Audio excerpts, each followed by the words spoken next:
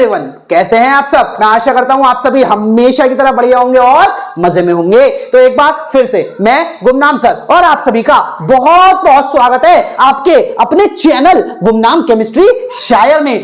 बेटा जैसे कि 7 मिनट स्पेशल केमिस्ट्री में चैप्टर चल रहा है रसायन विज्ञान की कुछ मूल अवधारणाएं, और आज इसका वीडियो नंबर 22 है। आज हम क्या सीखने वाले हैं बेटा, रासायनिक संयोग के नियम। इसके 3 नियम मैं ऑलरेडी आपको सिखा चुका हूं। आज इसका पार्ट 4 है जिसमें आज हम इसका लास्ट नियम सीखने वाले हैं, गैलुसाक आयतन का नियम। और ये वीडियो इस चैप्टर का भी लास्ट वीडियो होने वाला है। इसके बाद नया चैप्टर स्टार्ट किया जाएगा। तो बेटा अगर आप इसको सीखना चाहते हो तो फटाफट से कॉपी और पेन लेकर बैठ जाओ, और अगर पढ़ना चाहते हो तो बेटा वीडियो से अभी एग्जिट कर चले जाओ। देखिए बेटा क्या सीखना है, गैलुसाक आयतन का नियम। यार बहुत ही सिंपल होता है गैलुसाक आयतन का नियम। सबसे पहले आप इस नियम की थ्योरी पढ़ लीजिए। इस नियम के बारे में आपको, अच्छा गैलुसाक आयतन का नियम है तो गैलुसाक जो है ना, गैलुसाक का पूरा नाम जो था वो था जोसेफ लुइस गैलुसाक। जो नहीं जानते तो भाई लिख लेना गैलुसाक। इनका पूरा नाम क्या था, इनका पूरा नाम था जोसेफ लुइस और गैलुसाक। ठीक है, ये तो हो गई इनके नाम की बात, जोसेफ लुइस गैलुसाक। अब इन्होंने नियम क्या दिया, तो इस नियम अनुसार ध्यान से सुनिएगा, जब गैसों की, हाईलाइट कीजिएगा, गैसों की बात हो रही है, जब गैसों की परस्पर रासायनिक क्रिया होती है तो समान ताप और दाब पर, मतलब ताप भी स्थिर रहे और दाब भी कैसा रहे, स्थिर रहे, तो अभिकारकों के आयतन में तथा उत्पादों के आयतन में सरल पूर्णांक अनुपात होता है। यही क्या है, यही होता है आपका गैलुसाक आयतन का नियम। अब इस नियम के बारे में आपको एक्सप्लेनेशन चाहिए तो यार बिल्कुल देंगे। हम यहां आपको केमिस्ट्री पढ़ाने के लिए खड़े नहीं हुए, आपको केमिस्ट्री सिखाने के लिए खड़े हुए, और मेरा लक्ष्य सिर्फ और सिर्फ यही है कि मैं हर एक बंदे को केमिस्ट्री सिखा सकूं जो इसे सीखना चाहता है। ठीक है, जो इसे सीखना चाहता हो। जो नहीं सीखना चाहते यार भाई अभी वीडियो एग्जिट मारो और बाहर जा सकते हो। आप जहां से पढ़ते हो वहां जाकर पढ़ लीजिए, और अगर सीखना है तो भाई यहां पर समय अपना खराब कीजिएगा। तो देखिए बेटा यहां पर देखिएगा, देखो भाई एग्जाम्पल के तौर पर हमने एक इसका पहला एग्जाम्पल करते हैं। हाइड्रोजन गैस की Cl2 गैस के साथ क्रिया करवाई और HCl गैस के 2 मोल बने। ध्यान दीजिएगा, हाइड्रोजन भी गैस है, क्लोरीन भी गैस है, इन दोनों की क्रिया होकर HCl गैस बनती है। अब मैं आपको इसके बेस पर समझाता हूं गैलुसाक आयतन का नियम। सपोज हमने ये ली 100 ml, कितनी ली बेटा, 100 ml। तो देखो जितनी हाइड्रोजन खर्च हुई है उतनी ही तो Cl2 खर्च हुई है। अगर 100 ml ये है तो 100 ml Cl2 भी लिए।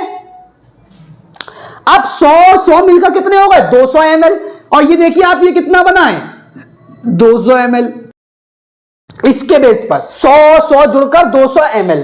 अब यहां पर मैं आपको बताता हूं इसका रोशो। सपोज भाई इसका आयतन इतना था और Cl2 का आयतन इतना था, तो भाई जो HCl का आयतन होगा वो इन दोनों का आयतन मिल जाएगा ना। तो HCl का आयतन ऑटोमेटिकली कैसे हो जाएगा बेटा, बड़ा हो जाएगा। इसमें हाइड्रोजन का आयतन, ये किसका है, केवल हाइड्रोजन का, ये किसका है, Cl2 का। तो इसमें हाइड्रोजन और Cl2 दोनों से मिलकर आयतन क्या हुआ, दोनों का आयतन मिल गया, तो HCl का आयतन आ गया। अब आप इसका अनुपात निकालिए। क्या निकालिए, सरल अनुपात।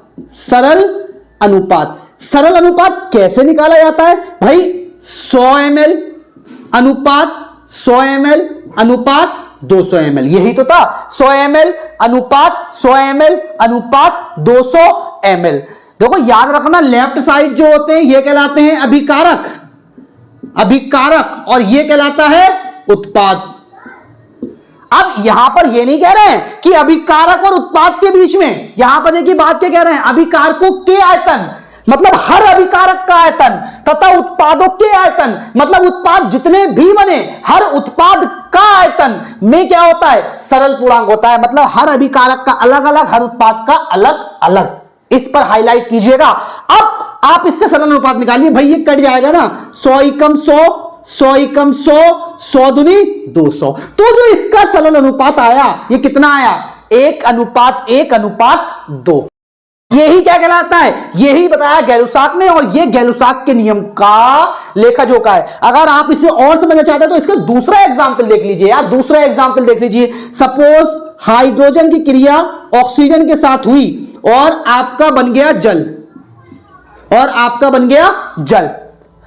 अब ध्यान दीजिएगा बात पे।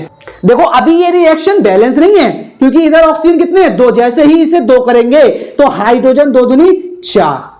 अब बात को समझिएगा, सपोज भाई इसका आयतन कितना है 2v, भाई इसके पहले जो संख्या लगी है उतना आयतन, इसके आयतन में 2 से गुणा, क्योंकि इसका आयतन 2 गुना खर्च हो रहा, और इसका आयतन कितना है 1v, 1 गुना खर्च हो रहा, और इसका आयतन कितना है 2v। तो जब हम इसका क्या निकालेंगे, सरल अनुपात निकालेंगे, सरल अनुपात। तो देखो बेटा 2:1:2, ये क्या हो गया इसका सरल अनुपात। आप चाहे तो 2 ही कम 2 कर सकते हैं, लेकिन बेटा 1 को भी तो काटना पड़ेगा ना, तीनों के बीच में अनुपात निकाला जा रहा, ना कि खाली अभिकारक और उत्पाद के बीच में। तो इस तरीके से उन्होंने यह बताया कि जो भी अनुपात होता है वो सरल पूर्णांक होता है। देख लो बेटा सरल पूर्णांक है, मतलब पॉइंट्स में नहीं है। अगर 2 अनुपात, इसका आयतन 2 गुना था, इसका 1 था, 2 और 3, 2 और 1 आयतन की क्रिया होकर जो नया बना है ना, उसका आयतन कभी ऐसे नहीं होगा कि 1.5, 1.7 सरल पूर्णांक होगा। ठीक है, और आप देख लीजिए 2:1:2, तो सभी का अनुपात कैसा है, सरल पूर्णांक, किसी का भी पॉइंट्स में नहीं आएगा।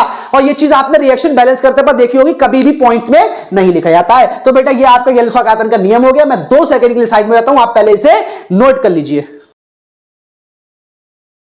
ठीक है बेटा, तो यार अगर टॉपिक अच्छा लगा है और सीख गए हो आप, अगर सीख गए हो तो यार बेल आइकन को प्रेस कर लो, चैनल को सब्सक्राइब कर लो, और वीडियो को लाइक करो, साथियों के साथ शेयर कर दो, जिससे यार और लोग, ज्यादा से ज्यादा लोग केमिस्ट्री को सीखना शुरू कर सकें। और इसी के साथ बेटा मैं अलविदा लेना चाहूंगा, आपसे फिर मुलाकात होगी एक नए और धमाकेदार वीडियो के साथ।